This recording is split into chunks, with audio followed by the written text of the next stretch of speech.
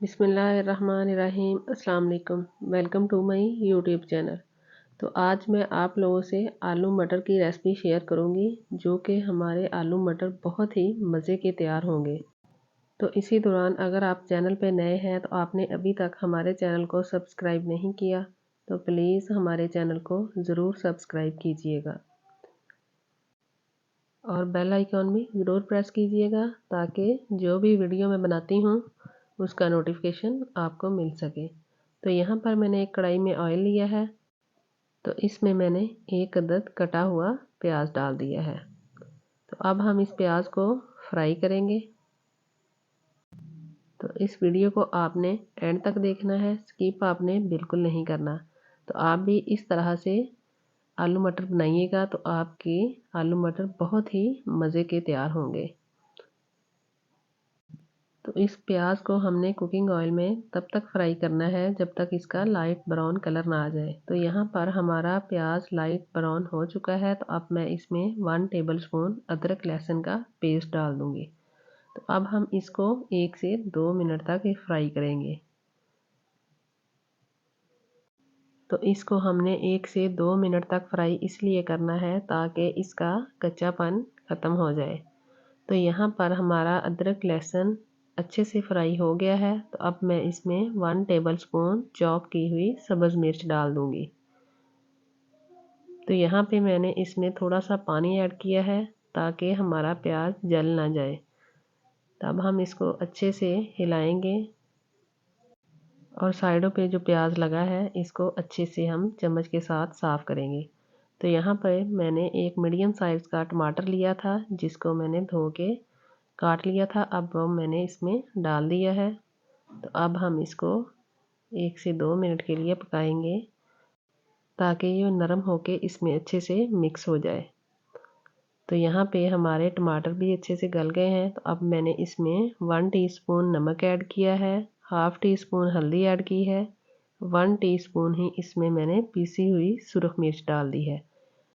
तो अब हम इसको चम्मच के साथ अच्छे से मिक्स करेंगे। इस मसाले की हम 2 से 3 मिनट तक बनाई करेंगे।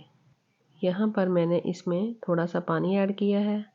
तो अब हम इसको चम्मच के साथ हिला के मज़ीद पकाएंगे।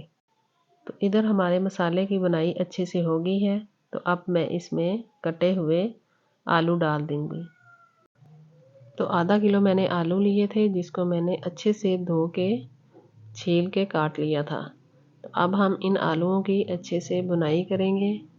तो ये आलू हमने पहले इसलिए डाले हैं ताकि हम पहले इसकी अच्छे से बुनाई कर सकें। अगर हम साथ ही मटर डाल देते तो वो हमारे जल्दी गल जाने थे, तो इसलिए हमने पहले आलू डाले हैं ताकि इसकी हम अच्छे से बुनाई कर लें।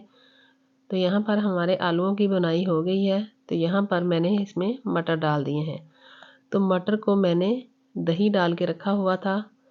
तो अब मैंने इसमें दोनों चीज़ें ही डाल दी हैं। तो आप भी पहले मटरों में दही डाल के रखिएगा और फिर इस तरह से बनाइएगा, तो आपके आलू मटर बहुत ही मज़े के तैयार होंगे।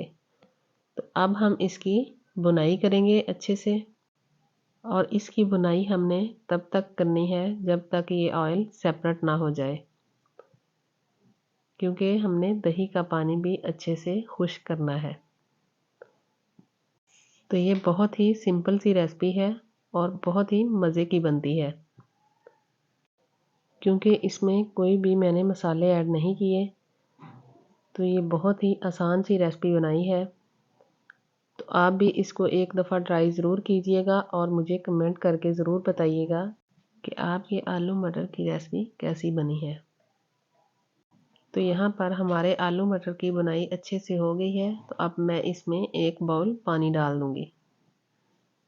तो अब हम इसको चम्मच के साथ अच्छे से मिक्स करेंगे।